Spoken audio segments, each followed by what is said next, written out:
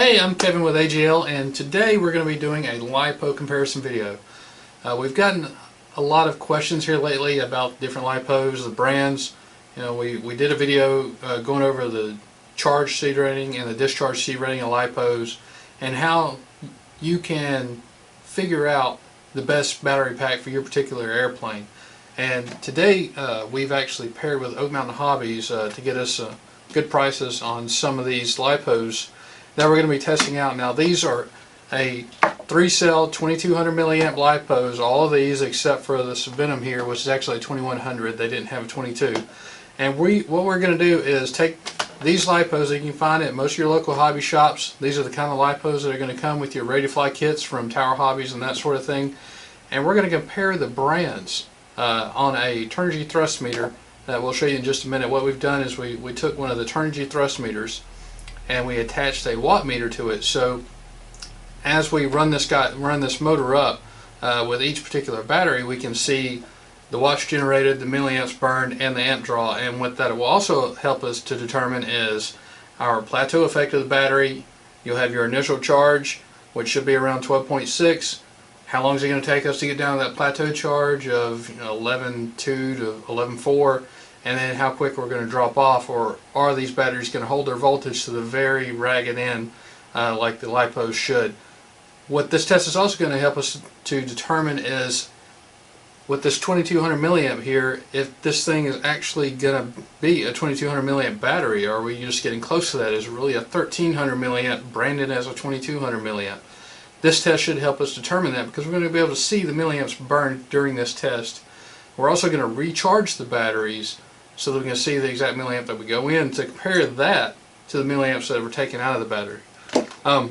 For this test, we just have a little NTM motor, high kV motor, so we can burn through these batteries pretty quickly. What we're going to do is we're going to figure out the best constant amp draw and stick with that for all of these batteries. And we'll give you the specs of all the batteries at the end of the video. We'll also have that overlaid as the batteries are running on the test stand over here. We're going to show you some sped up video of the batteries as they're running on the test stand, so you can actually see the performance as it ticks on down. And at the end of the video, we'll give our rating on these various different brands here. Now we have Park Zone, an E-Flight, a Venom, a Turnigy, they're just plain brand blue, and then a Zippy compact, and then we have a no-name brand from China that we actually picked up from Oak Mountain, and they say that this is above and beyond, for the money, the best battery that they've found with the least amount of defaults and things like that. So we're going to hook this up to the test stand and start running through these batteries.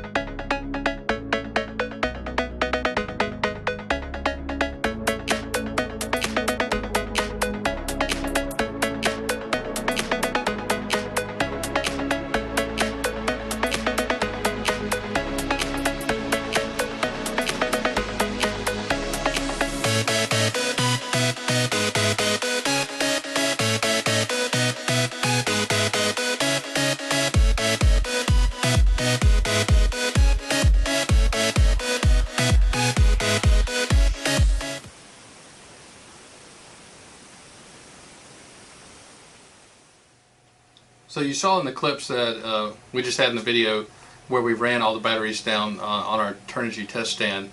We have just a little motor, and we set all the batteries at a general load of 10.5 amps. One interesting thing that we saw while we were making these runs with the batteries is that we started out with a 10.5 amp load. During the run it dropped on down to about 9.5 amps, which surprised me, but the gist of that is that while you're flying, driving your car, running your boat, however you're using these LiPos, as you get near the end of the LiPo, you're going to have to give it a little more throttle to get the performance that you want, which is going to make your battery deplete even just that much faster.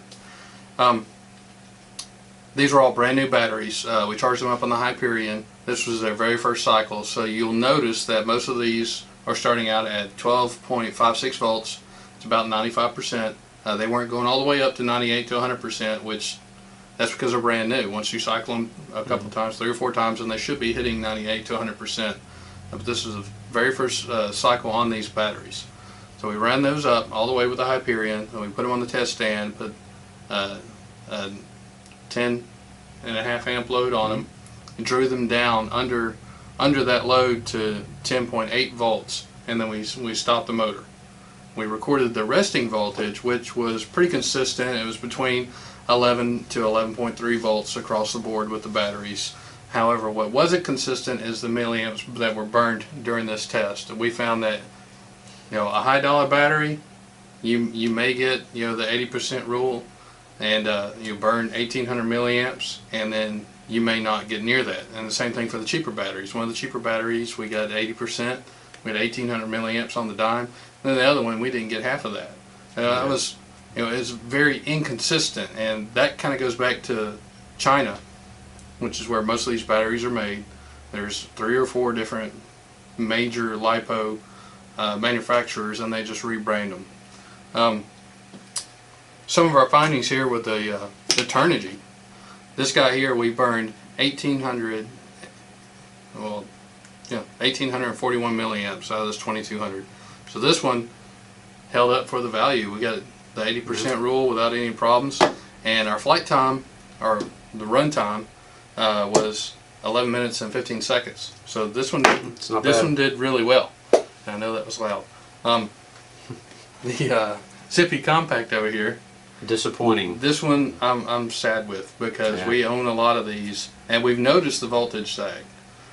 We've got 5000s, all kinds of different Zippies, because they're light. So we like them in the multi-rotors because they're light. But that voltage sag contributes to the major defect with this battery. Our runtime with this guy was just a little over 6 minutes. And we only burned, out of a potential 2200 milliamps, we only burned a little over 1000. So that nowhere near that 1800 milliamp mark to make it to the 80% rule. Yeah, it was nowhere near it. That was disappointing. The Oak Mountain Hobbies unbranded one here, we burned 1765 milliamps on a 10-minute run. So that was very respectable. Yep, and it made it right to the 80% mark. Yeah, and for the price, you know, if you're looking at Turnigys because you don't want to spend, you know, $36 to $45 on these park zones and E-flights, and you're looking at Turnigys, by the time you spend the $14, $15 on these, and then shipping, and if there are any restrictions for LiPos coming into the country, the wait, you know, two week to a month long wait just to get a battery in so you can go fly.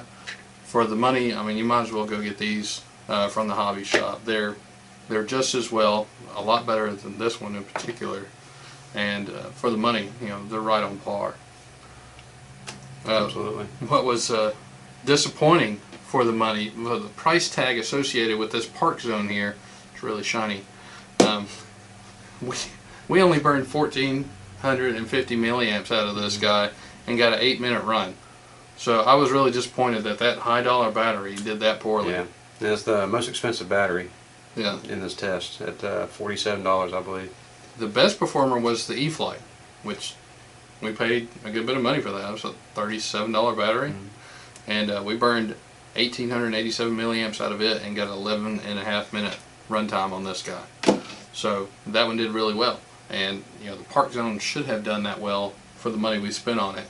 and it may just be this particular battery, maybe because we haven't cycled it enough times.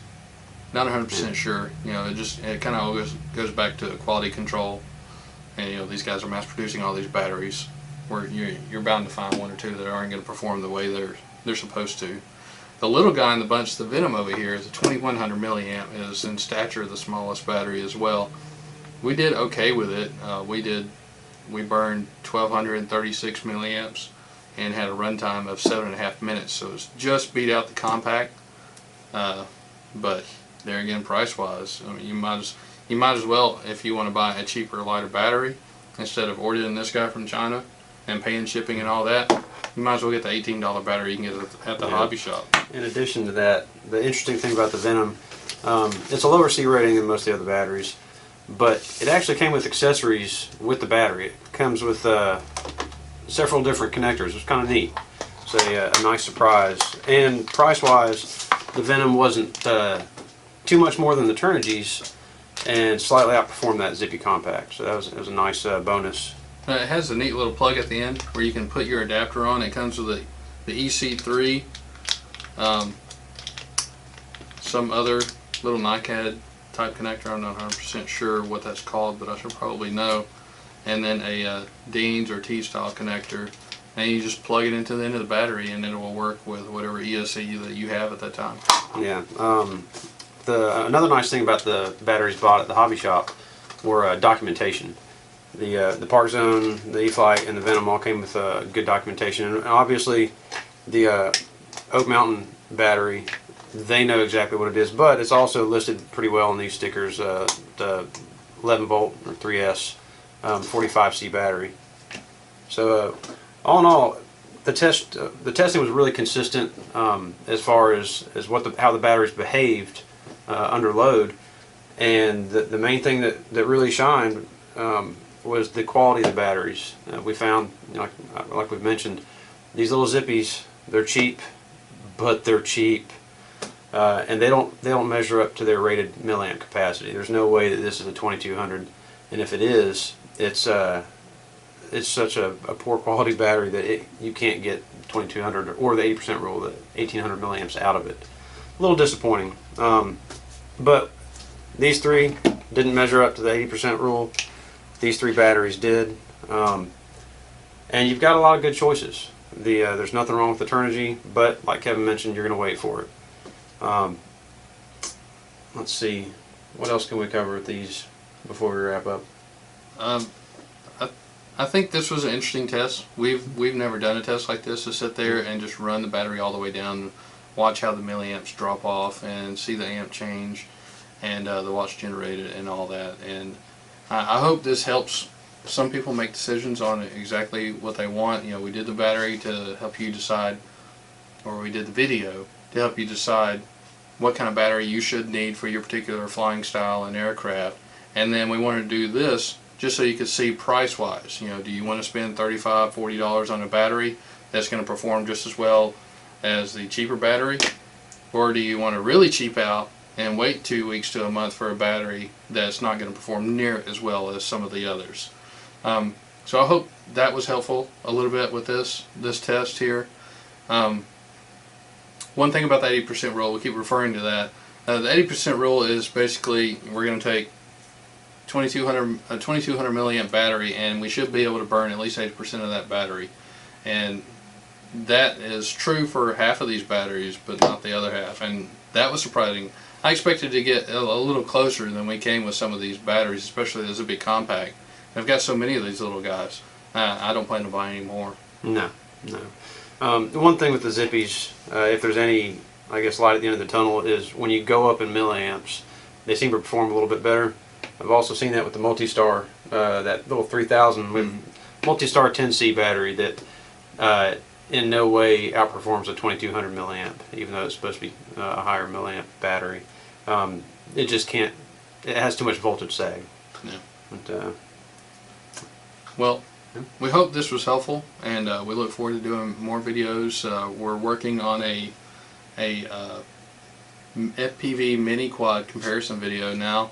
We hope to get that Little quads. uploaded soon. It's a little bitty ready-to-fly FPV packages. They're pretty neat and very reasonably priced if you want to get into it and do some training. Andromeda and the Proto. Yeah. So look forward to that video coming out really soon. If you can come up with any ideas for videos that you'd like us to do, make sure to put it in the comments. Hit us up on Facebook and let us know. And if you like this video, hit the like button below. Subscribe to us. We'd really appreciate it. And leave a comment. If anybody has any questions, just put them down there in the comments. We get back up with you really quickly. We're going to have a lot of information in the description of this video.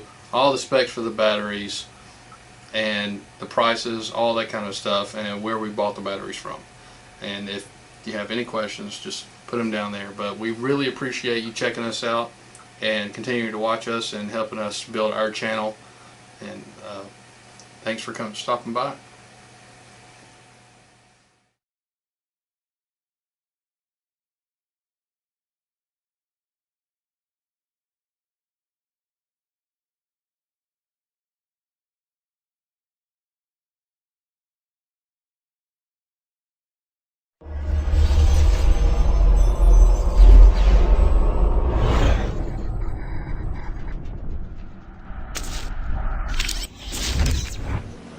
And when the battery's done, it goes wee-dee, wee-dee, wee-dee, wee-dee.